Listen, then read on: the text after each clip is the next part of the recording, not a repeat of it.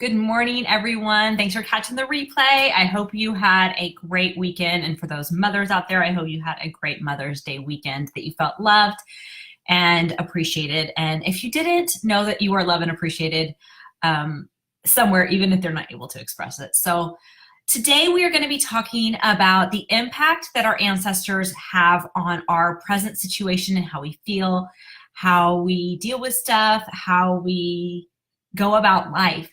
And this is something that, and this concept was something that was really kind of new to me, but made so much sense once I started learning about it and understanding it.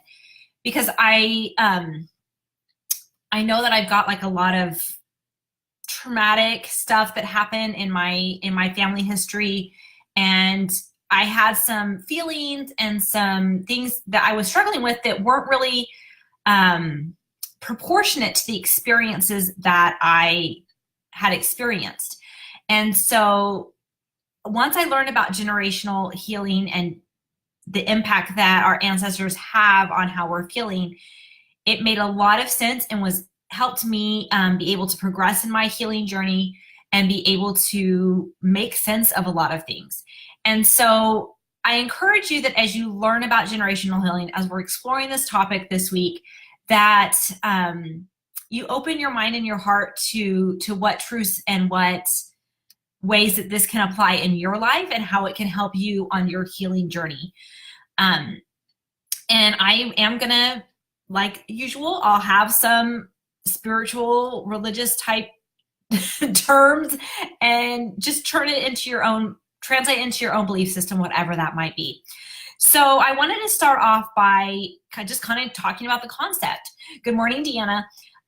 So we all have ancestors, right? Whether we're adopted, whether we've been in a natural birth line, whatever, we all have ancestors, right? And all of these ancestors have been people just like us. They've had life experiences just like us. And those life experiences have left marks on their DNA. And some of those experiences can be traumatic and can be so impactful that as they have children, they get passed down in their DNA. And so just like we have, we might find an old picture of a great grandmother that we have the same nose, or we have the same eye shape, or the same face shape, or whatever. Those emotional things can get passed down in our DNA. We can also have family patterns. So if you have a family pattern that money is bad, that rich people are evil, that it has to be hard, it has to be a struggle, then those can get passed down as well. So mindset can also get passed down through generations. Good morning, Teresa. So glad you're able to join us. And so we're kind of looking at two different things here. We've got actually inherited trapped emotions and like passed down mindsets and family patterns. And so we can deal and we can heal with both of these, but we have to recognize them. We have to become aware, and we have to be able to identify them so that we can release them. Now, I will tell you right now that is 90% of the battle, is recognizing them and discovering them. Once they're discovered, they release super, super easy, and usually it's just this nice shift. And so my personal example is I grew up with a deep, deep, deep sense of worthlessness. And like, my childhood was not perfect, but it wasn't terrible. I was not abused. I was not neglected. My parents, they did divorce and they had a rocky marriage, but they both loved me. And for the most part, it was okay. But I had this deep sense of worthlessness for as long as I can remember. And the past probably 5 years or so, as I've been trying to work through these emotions, as I've learned these different techniques and just have this new awareness, I was not able to get rid of this sense of worthlessness. And no matter how much in my mind I knew I was a daughter of God, I knew that I was of infinite worth, and I knew that nothing could deter that worth or change that worth. It was just an infinite given worth because I am a daughter of God. I knew that, but I couldn't feel it.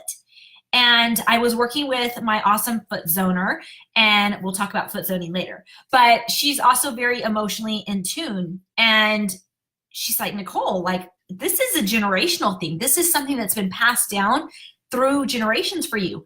And it was like this giant light bulb, actually a whole room of light bulbs went on. And I recognized that I had so many ancestors that had felt worthless because of their experiences that had passed down to me, and I was bearing that load. But I knew that it was my job. That was part of my role, was to break that chain and release that feeling of worthlessness. And I was able to do that through just being aware and just really just pray and say, please take this, let my ancestors heal. And it was really that easy. And since then, I don't have that feeling of worthlessness. And it is so liberating. I'm able to actually function at such a higher level and higher vibration because I don't have that in me anymore. I've released it. And so I feel that you guys probably have similar experiences and similar emotions that might be popping up in your mind. So the first thing that I want to talk about with generational healing are tools. So most of us in this group, I think when I did the poll, I think everybody said that they use essential oils in some form or fashion, whether it's an everyday thing or here and there. But essential oils are fabulous at healing these generational issues. The first one, and my daughter took it to school today. She's got some testing and that's what she muscle tested for. The first one is white fur. White fur is the oil of generational healing.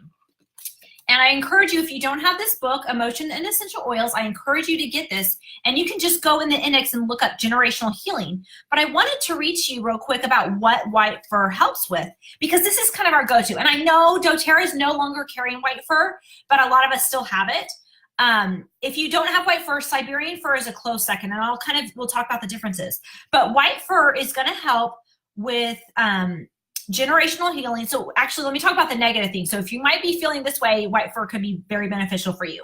Generational or hereditary burdens, codependency, destructive patterns, hiding. So if you have any of those that just kind of tend to show up, and the hiding is like hiding and not letting yourself be seen.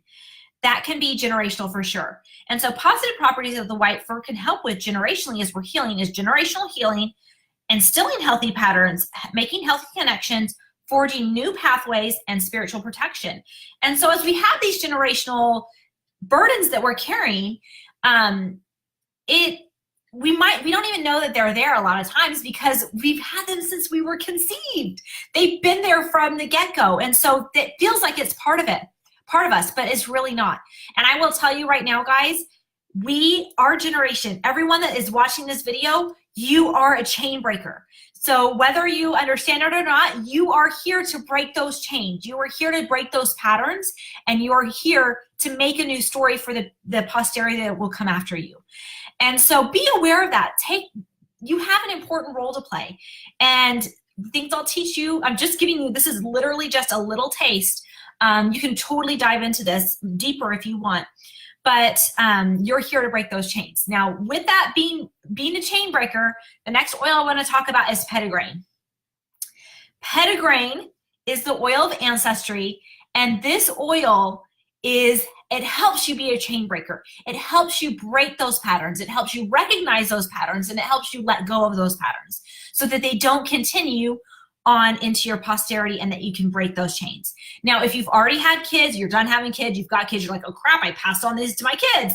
Guess what? You can use this with your kids. It's all good. Because I did not know about generational healing until after I was done having all my kids. So of course they've got to pass on, but I have the knowledge to help them break those chains and help energetically release those chains. Kristen says this is now the 4th discussion in 3 days of breaking chains of the generations that come before. Guys, it is so true. And I really feel like if you are part of this group, you are a chain breaker. It's kind of a mantle that we have. We need to break these chains because our ancestors didn't know better.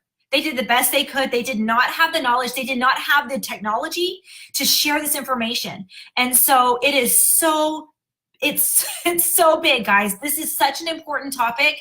And it is such one that you can really prayerfully ponder and explore, because God is there to help you and your ancestors are there to help you because they want those chains broken. They're now on the other side where they can have a better perspective and they can understand.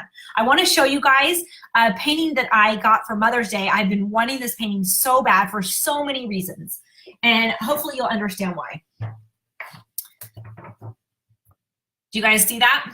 So, and I totally just now blanked out on the title of this painting.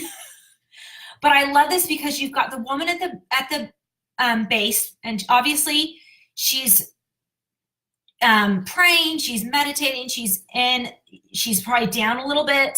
Her eyes are looking down, she's feeling burdens.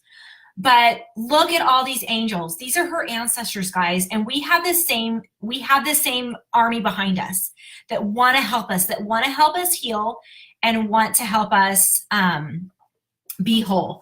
I love this painting. I will find out the title for you, but I got it. My daughter ordered it off DeseretBooks.com. So it's an LDS bookstore, but there's lots of paintings that are very spiritual of Christ, of things like this, like angels and stuff. So anyway, check it out. But it really is. So Deanna says she has a lot of epiphanies while cleaning and she uses Petitgrain for cleaning. So yeah, totally, that could be why those epiphanies are coming up. But guys, we have an entire force on the other side working for our good and working for our healing. They want us to be that chain breaker. So Petitgrain is a great oil for that.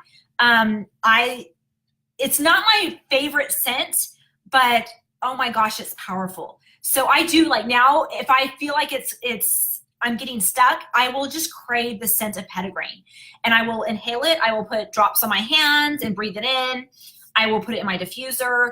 And I'll even take it internally, and it really does help break those chains. It helps me have those realizations and that awareness, because once we have a name for it, once we can identify and break and identify what the negative pattern is or the negative emotion is, then we can let it go super easy.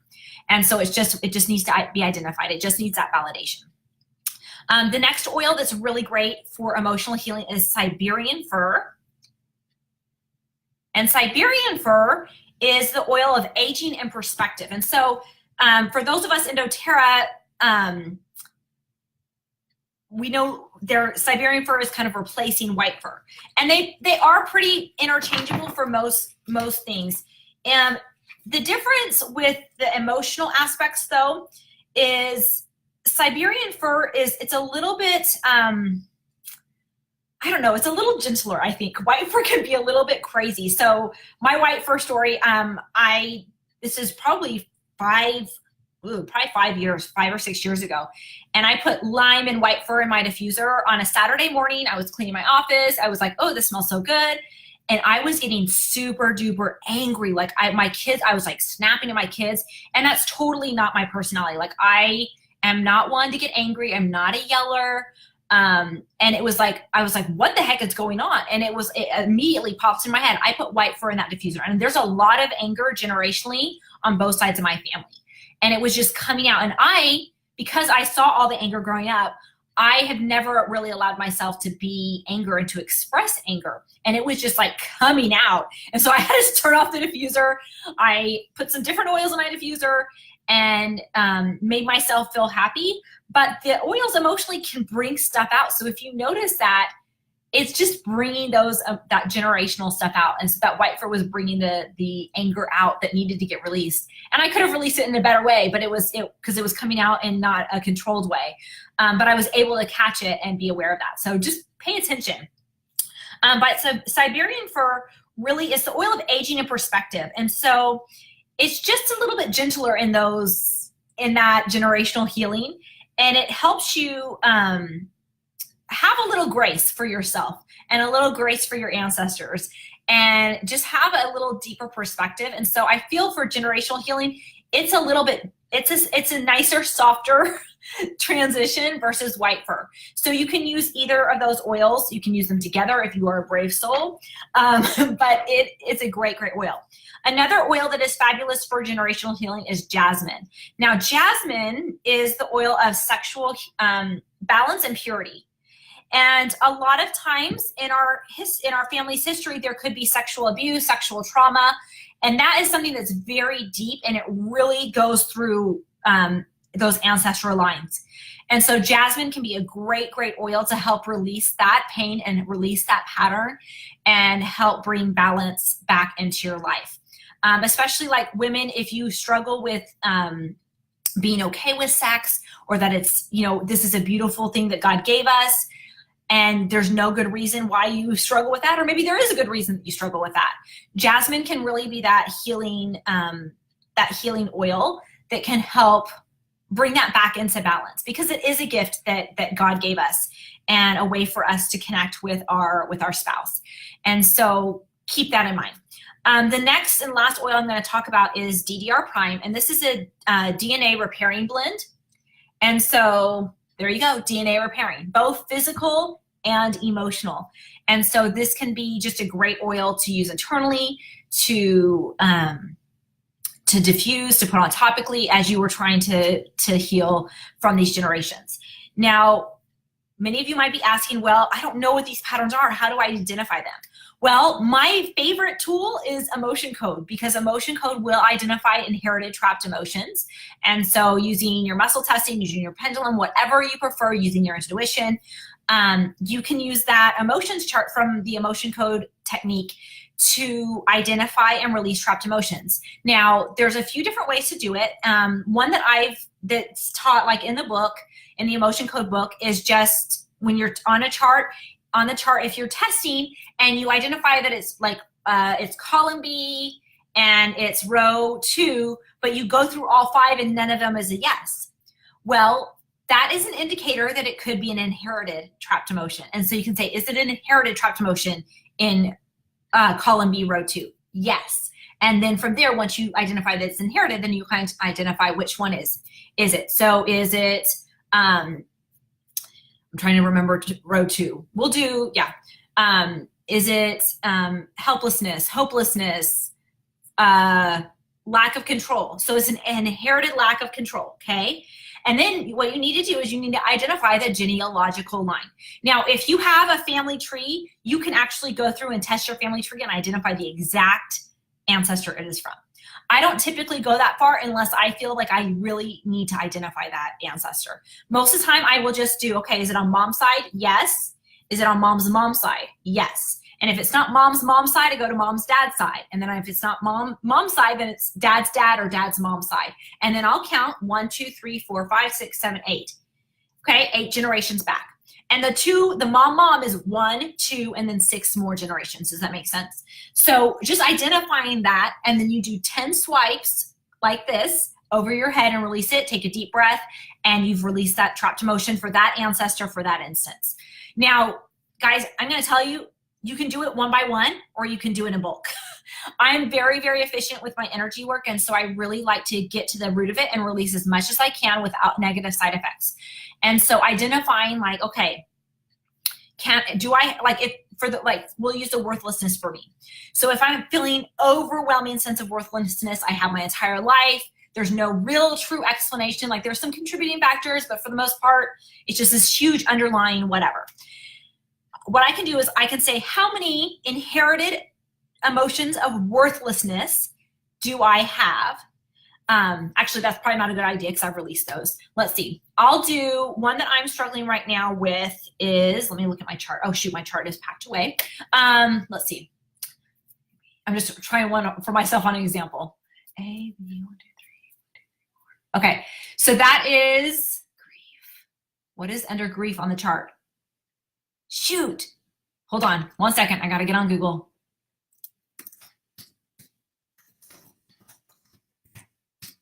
Give me a second. I have it mostly memorized. Self-abuse. Oh, shocking. Not shocking at all.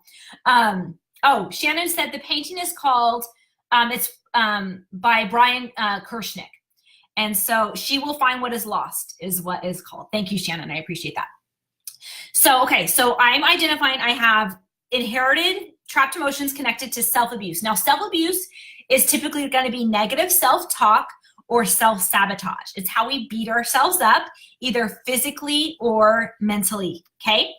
And so do I have instances of inherited self-abuse that I can release today without negative side effects? Yes. How many instances? 1, 2, 3, 4, 5, 6, 7, 8, 9, 10, 20, 30, 40, 50, 60, more than 100, more than 200, 300, 400, 500, more than 1,000? Yes. More than 10,000, 1,000, 2,000, 3,000, 4,000, 5, 6, 7, 8, 8,000.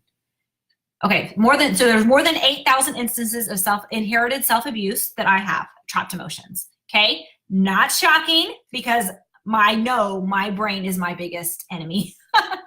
And so what we can do, can we release all of those without negative side effects? Yes. Can we do it in one swipe? Yes. So I'm just going to release those.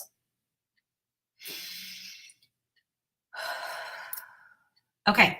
Do I have any instances of inherited self-abuse? No. Okay. So you can release them that easy. And now what I'm going to do is I'm going to pay attention how my internal dialogue, my internal self-talk, how it is over the next few days. Because I released the inherited one. So all that's going to be left is my own.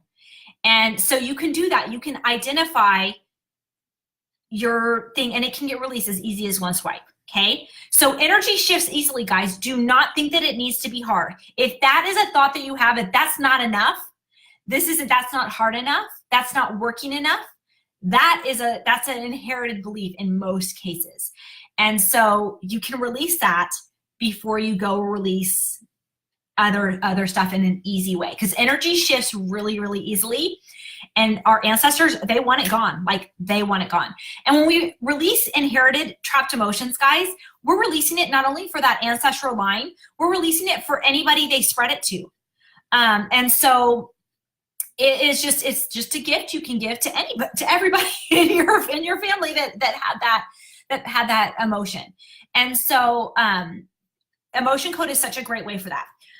There are a couple books I wanted to share with you that can really help explore this. This is really good, especially for family patterns. This is by Rebecca Hinze, and it's called Healing Your Family History. And she gives awesome examples in this book of how you can identify those inherited family patterns that have gone on for generations, and they're not serving a purpose. They might have served a purpose 200, 300, 400 years ago, but they're not serving a purpose now, but they're still there. And so she tells the story, and many of you might have heard this, is a daughter is trying to learn how to make a roast from her mom. And her mom cuts off both ends of the roast and then puts it in the oven, cooks it. And the daughter's like, well, Mom, why did you cut off the ends of the roast? And she said, well, that's how Grandma did it. And her daughter's like, oh, I guess that's just how you do it. That's how you cook a roast. And so time goes on. The daughter learns how to cook this roast. She cooks it so good. Every time she cuts the ends off and, puts it in the oven, and best roast ever. So it's like, Grandma knew something. And then she goes to visit her grandma, and she's like, Grandma, why do what's the secret? What does cutting off the ends of the roast do? And she's like, darling, why are you cutting off the ends of the roast? My oven just wasn't big enough for the full roast. So that's why I cut off the ends. And there's a lot of things that we do that get passed on that don't serve. So start being aware and asking God to show you how you're cutting off the ends of the roast in your life. Because we do that. We all do it. And we need to change that because we are the chain breakers. So that's the first book. It's not a very thick book. And it's one that you can really it's like a 5 steps to breaking free of destructive patterns. And so it's just a very, very insightful book and can really help you identify those generational patterns and help you identify how you can break them. Because I promise you, your life will be so much more peaceful as you break these patterns. It might rock a few boats with other people in your extended family that are trying to hold on to the patterns, but it will make your life a lot more peaceful once you identify and break those patterns. And it really does not have to be hard. So that is a great book. And this is another book I literally just got this weekend that was recommended to me by a dear friend, Ashley Miller. And this is Generational Emotional Mapping and Reprogramming the Subconscious with Essential Oils. And so I can't tell you exactly what is in this book because I literally just got it. Here are the 2 books. I'll hold them up So take a screenshot. I will also post links in the group. But this emotional mapping has a lot of oils. So like here it says, okay, lemongrass. So this initiates cleansing and healing in all aspects of my being. So it's going to tell you kind of, it's kind of like it looks like it's a easier version, a more to the point version than the emotions and essential oils. And then she also has some scripts in here that are just really good for positive affirmations as you're reprogramming yourself. Because guys, as we release stuff, we need to put in good programming. We need to put in the positive, and we need to put in good stuff because our body, it doesn't like empty space.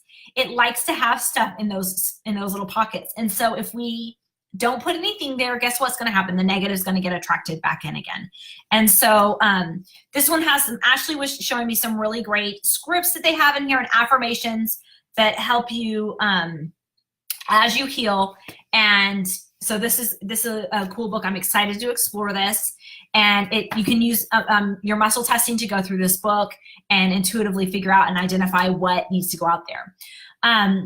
So there are so many resources. So you've got essential oils, you've got emotion code, you've got this generational emotional mapping. There's a technique called family constellation where you kind of assign everybody their spot and kind of have them be in their role. And I don't know a ton about family constellations, but that might be something you're like, ooh, I think I need to explore that. It really is kind of more of a role play isn't the right word, but kind of where you kind of have conversations with surrogate people. So like if you have an issue with dad and you don't want to have that conversation with dad, you can have somebody stand in and you have that conversation and you release it.